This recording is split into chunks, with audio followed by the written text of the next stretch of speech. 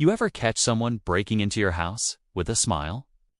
That's what happened to me when the HOA president used her master key to unlock my front door, and froze in shock when she saw two police officers sitting on my couch. Sipping coffee, she thought she had power. She thought she was untouchable. But she never saw this coming. Let me tell you how I turned the tables on the most controlling woman in our neighborhood and made her fall face first into my geraniums. If you had a good time, smash that like button and hit subscribe. She was holding her HOA master key, and the second she saw two police officers sitting on my couch with coffee mugs in hand, her whole body froze. I'll never forget the look on Patricia Bellwether's face when she opened my front door without knocking. Officer Thompson looked up calmly and said, "Well." Right on time. Patricia's mouth dropped open. Her clipboard slipped from her hands and clattered to the floor. She stumbled backward, tripped on my welcome mat, and fell face first into my potted geraniums. I had just retired early after 30 years as a corporate accountant. Let me take you back 2 weeks and explain how we got here. My name is Daniel Morrison. Just 3 days after I moved in, she showed up. Patricia Bellwether, the HOA president. She knocked once hard, then stood on my porch like a police officer with a mission. "Mister," I explained, "I hadn't even changed anything in the yard yet." She frowned. "Pre-existing conditions still require documentation. Also, your mailbox is 0.7 inches too tall." That's how it started. From that moment, Patricia seemed determined to make my life miserable.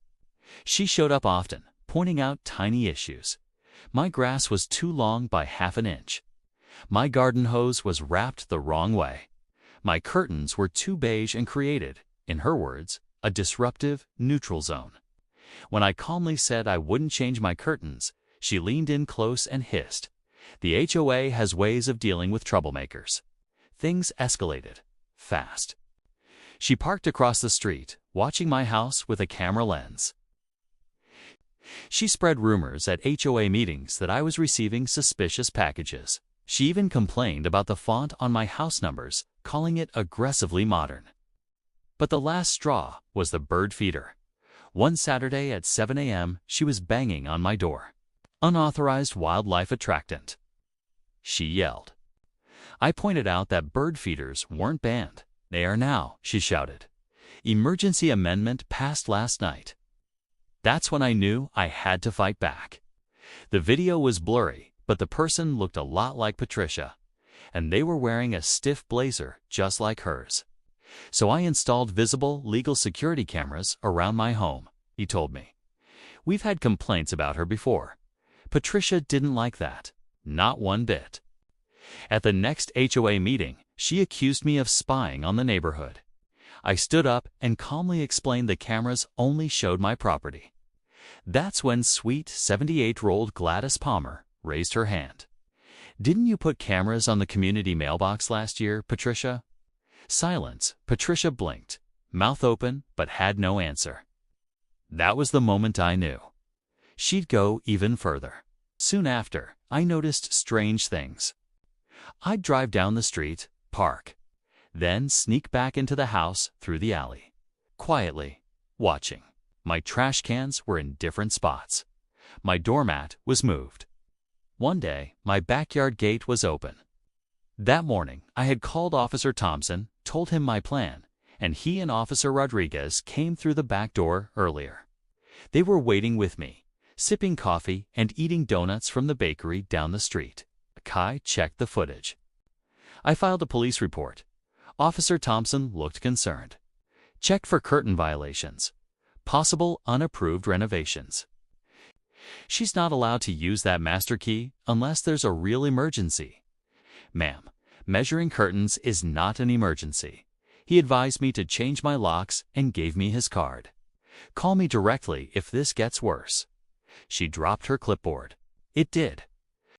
The very next day, I caught Patricia peeking through my windows with binoculars. She claimed it was a routine inspection. I told her to get off my property. She turned red, muttered something about phase 2, and stomped away. I didn't know what phase 2 meant, but I had a feeling it wasn't good. So I made a plan. Neighbors came to my door, thanking me for standing up to her. Each morning, I pretended to leave for work at 8 a.m. I waited. Patricia had. On day 3, at 8:45 a.m. It happened. I heard the key turning in the lock. But I wasn't alone. The front door creaked open.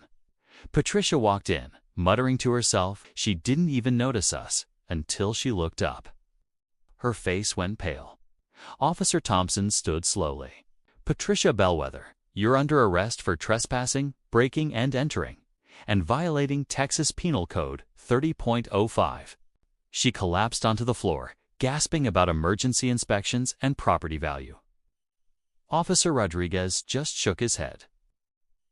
She kept waving the HOA master key like it was some kind of magic wand, but the officers weren't buying it.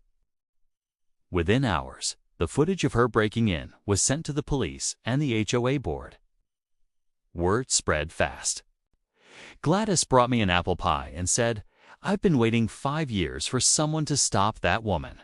At the next HOA meeting, the most packed in history, story after story came out. Snuck into backyards to count decorative stones. Opened mail to check for non-approved magazines. Measured furniture through windows. The board voted to remove her as president and change all the master locks. 2 months later, in court, I presented the video and all the evidence. Other neighbors testified too. Patricia's lawyer claimed she thought she was acting in her role. The judge didn't buy it. "Being HOA president doesn't make you law enforcement," she said. "You broke the law." Patricia was found guilty.